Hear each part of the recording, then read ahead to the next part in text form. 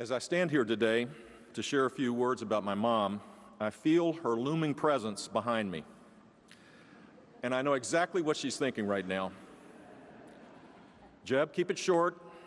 Don't drag this out. People have already heard enough remarks already. And most of all, don't get weepy. Remember, I've spent decades laughing and living a life with these people, and that is true. Barbara Bush filled our lives with laughter and joy, and in the case of her family, she was our teacher and role model on how to live a life of purpose and meaning. On behalf of our family, we want to thank the thousands and thousands of expressions of condolence and love for our precious mother. We want to thank Mom's caregivers for their compassionate care in the last months of her life. I want to thank Neil and Maria for their next-door family love of our parents, and thank John and Susan for their eloquent words. Meacham, you might have been a little long, but it was beautiful. We want to thank Russ and Laura for their friendship and pastoral care of our parents. And we want to thank all that are gathered here to celebrate the life of Barbara Bush. Now, it is appropriate to express gratitude because we learned to do that at a very early age. You see, our mom was our first and most important teacher. Sit up. Look people in the eye. Please say please and thank you. Do your homework. Quit whining and stop complaining. Eat your broccoli.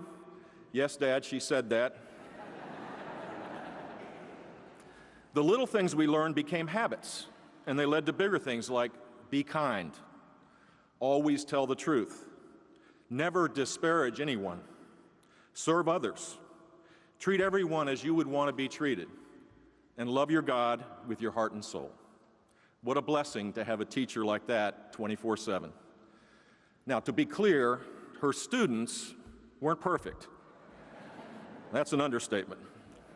Mom got us through our difficult times with consistent, take it to the bank, unconditional, but tough love. She called her style a benevolent dictatorship, but honestly, it wasn't always benevolent. When our children got a little older, they would spend more time visiting their Gampy and Ganny.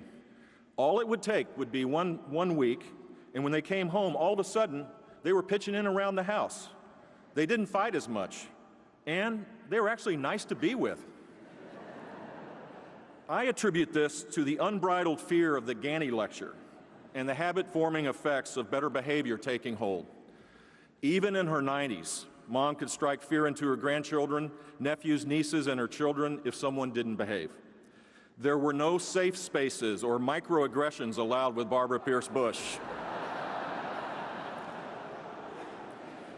But in the end, every grandchild knew their Ganny loved them. We learned a lot more from our mom and our Ganny. We learned not to take ourselves too seriously. We learned that humor is a joy that should be shared.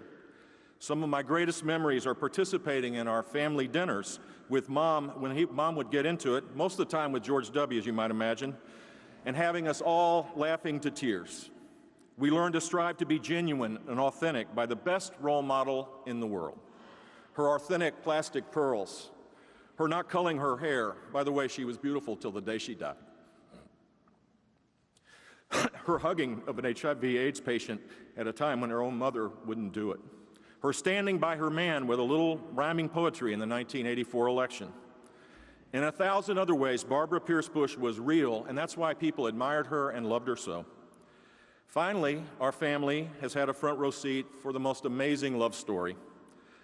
Through a multitude of moves, from New Haven to Odessa to Ventura to Bakersfield to Compton to Midland to Houston to D.C. to New York to D.C. to Beijing to D.C. to Houston to D.C. back to Houston and Kennebunkport. Whew. Their love was a constant in our lives. My dad is a phenomenal letter writer, and he would write Mom on their wedding anniversaries, which totaled an amazing 73 years. Here's one of them written on January 6, 1994. Will you marry me? Oops, I forgot, we did that 49 years ago. I was very happy on that day in 1945, but I'm even happier today. You have given me joy that few men know.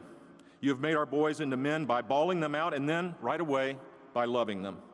You've helped Darrell be the sweetest, greatest daughter in the whole wide world. I have climbed perhaps the highest mountain in the world, but even that cannot hold a candle to being Barbara's husband. Mom used to tell me, "Now, George, don't walk ahead." Little did she know I was only trying to keep up with Barbara Pierce from Rye, New York. I love you.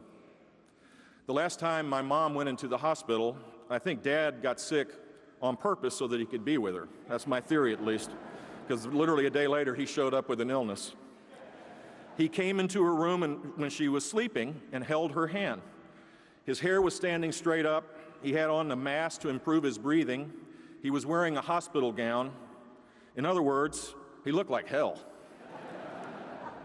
Mom opened her eyes and said, "My God, George, you are devastatingly handsome."